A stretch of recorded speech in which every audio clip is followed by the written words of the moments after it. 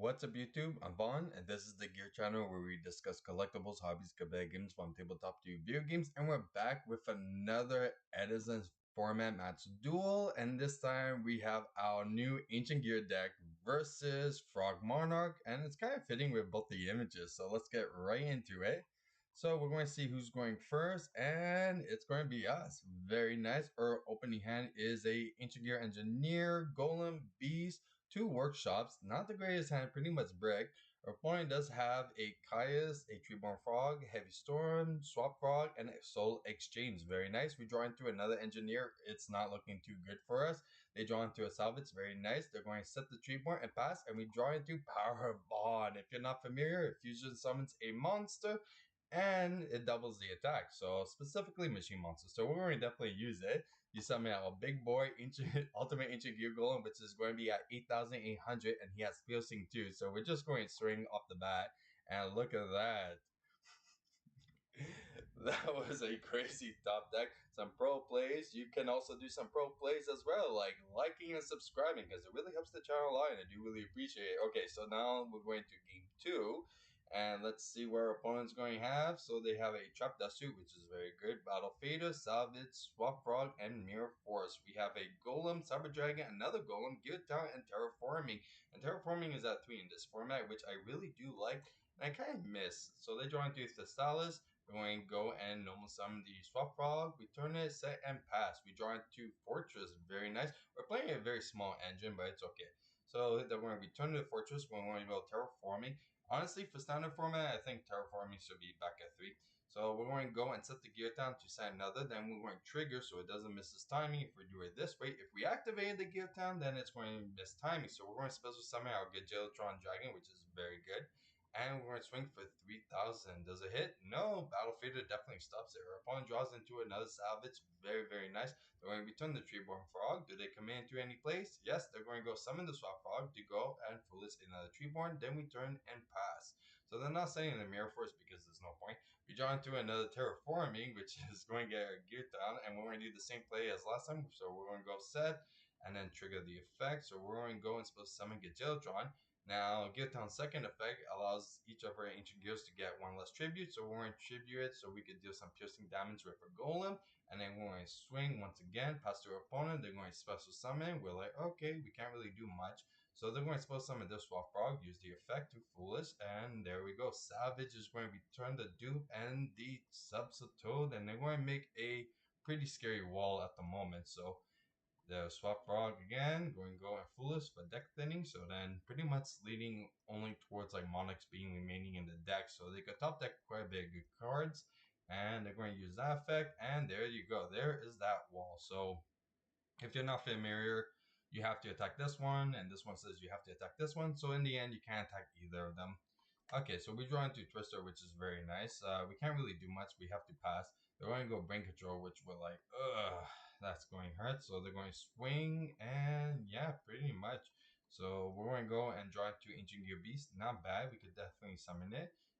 We choose not to, so we're just going to pass. Let's see what we're going to do.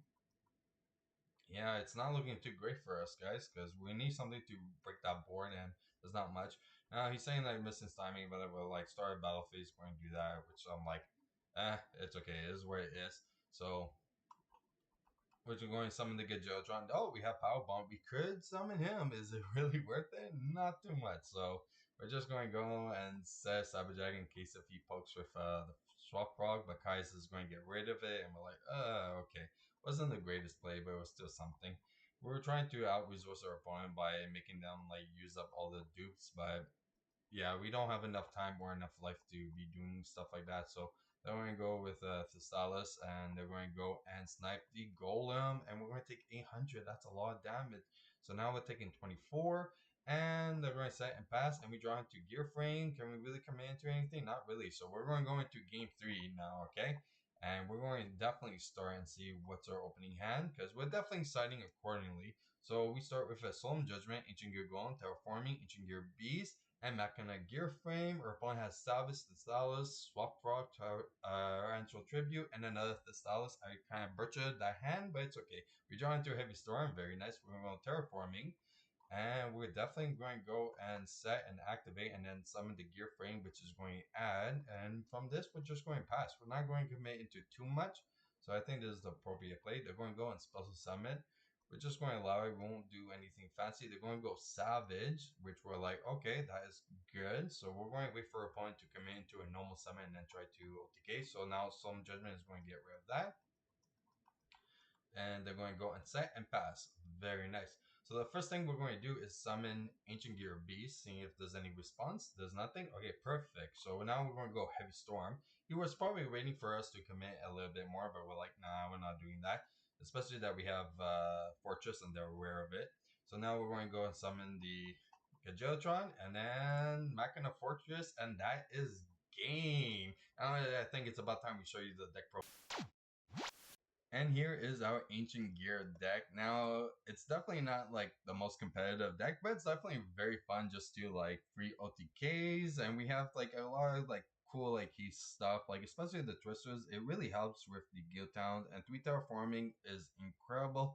But I find like the Pot of Avarice isn't really too necessary, and it's like it's been getting like sided out quite a bit. So I think for going first or game one, this is definitely a very good like build because it doesn't really leave your opponent to expect anything, and then when you get into your side, that's when it becomes like the real like game changer. So Dimension Fusion is really good, Fisher, because you could actually like still use all your Gutown, while Macrocosmo kind of ruins all of these, but it's really like situational. And then we have like Starlight Road, which actually come in clutch sometimes, Solemn Judgment, Threatening War, the fusions. We do have Chimera Attack. We have another Overlord Dragon over here, which we could actually summon it with Power Bond, and it's quite good. Cyber Twin. It's possible, but yeah, there's definitely other stuff like we're missing. I think we're missing one of the roids that I'm going to actually check right now. So let's put roid. And let's see if we do release date and bicycle roid, I think it's called. So yeah, it's not out yet. So this would have been a good card to actually print. In today's format, you could definitely print this card, but for Edison, sadly, we're not really allowed it. So yeah, it's a good card. This card can attack directly. Imagine power bonding it and then limitering it. It's going to be quite a big beater. Where is it? Like 32, so 64 it would be at. So yeah, that's it for a deck profile. If you guys enjoyed today's video, you know what to do. Like and subscribe. And if you also have some awesome replays that you want to show me, definitely follow me on my Facebook group page. I put a link in the description and I'll check it out. And hopefully we'll review it. Till next time, I'm Vaughn, and this was the Gear Channel.